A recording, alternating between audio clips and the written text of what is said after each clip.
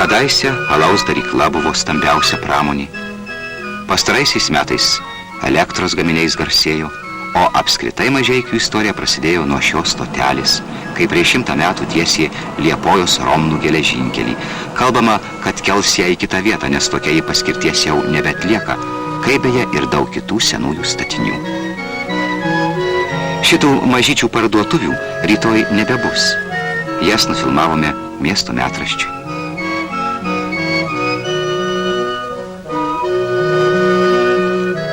Mažeikiai keičia savo veidą.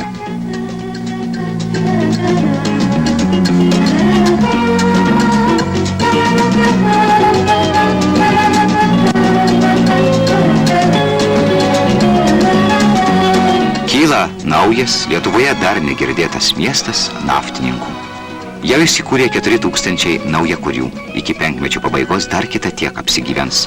Kokios miestui nūdienos problemos?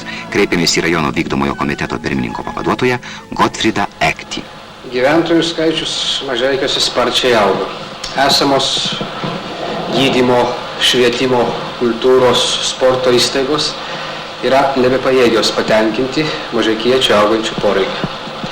Mūsų kartu su naftos statybos direkcijos uždavinys yra artimiausiu metu pradėti statyti vidurinę mokyklą, prekybos įmonės, stadioną ir kitus objektus.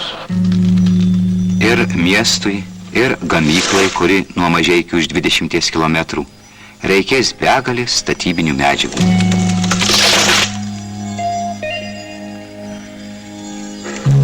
Naftos perdirbimo įmonės kompleksas užims 500 hektarų, kainuos 300 milijonų rublių, didžiausia statyba Lietuvos istorijoje.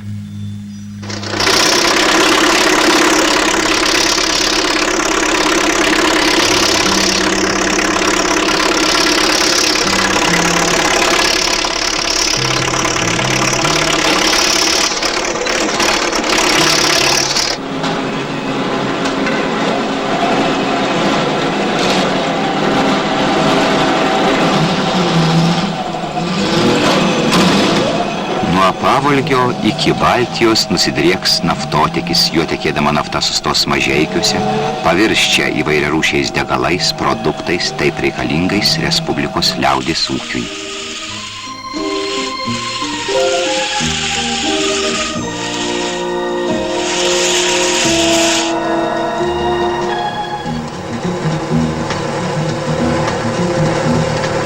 Klampi šiaurės Lietuvos žemė, dabar vamzdynų tiesėjai skverbėsi pro raistus kemsynus, kol laikosi pašalas.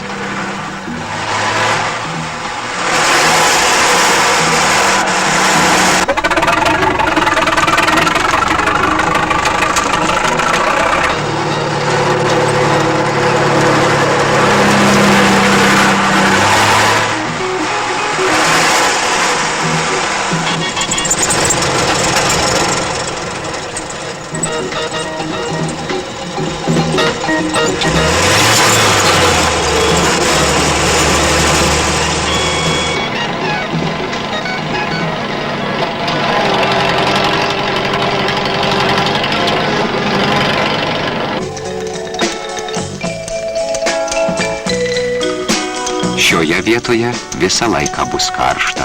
Čia stūkso 180 metrų kaminas.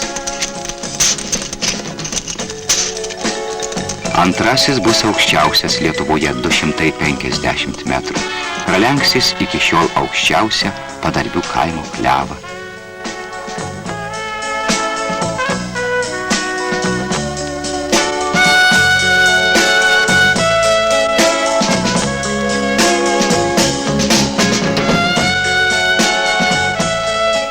Gandrų neišbaidys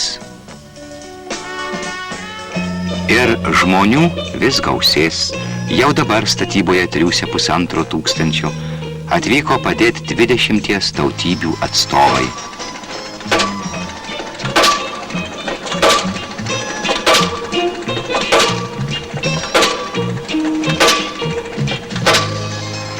Aš baigiau 72 metais техникума statybos Vilniuje ir gavau paskyrimą ir atvažiavau Mažeikius.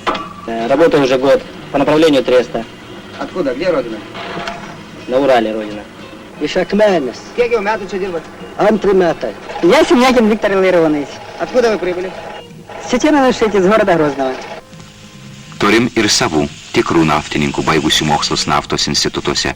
Įmonės statybos skyriaus viršininko Jono Kaminsko paklausime apie planus. Kaip žinia, šie metai yra lemiamieji 9-ojo penkmečio metai. Tuo pačiu ir Mažeikių naftos perdirbimo statybos metai. Bus atiduota ir užbaigta pionierinė bei statybinė bazė. Tai rajoninė katilinė, kompresorinė, armatūrinis cechas bei statybinių medžiagų eksploatacijos bazė. Yra ir savų sunkumų. Labai trūksta darbo jėgos, opus transporto klausimas, nelaiku ir reikiamais kiekiais pristatomi rengimai, bei statybinės medžiagos ir konstrukcijos. Tokia pradžia. Viskas iš naujo. 100-metis Varduvos tiltas ir tas liks nuo šaly. Tiesiama nauja atšaka. Statomas naujas tiltas. Šiandieną nafta į Tarybų Lietuvą keliauja dar Plieno keliu. Po poros metų, kaip užrašyta partijos 24 suvažiavimų direktyvose, juodasis auksas tekės Plieno vamzdynais.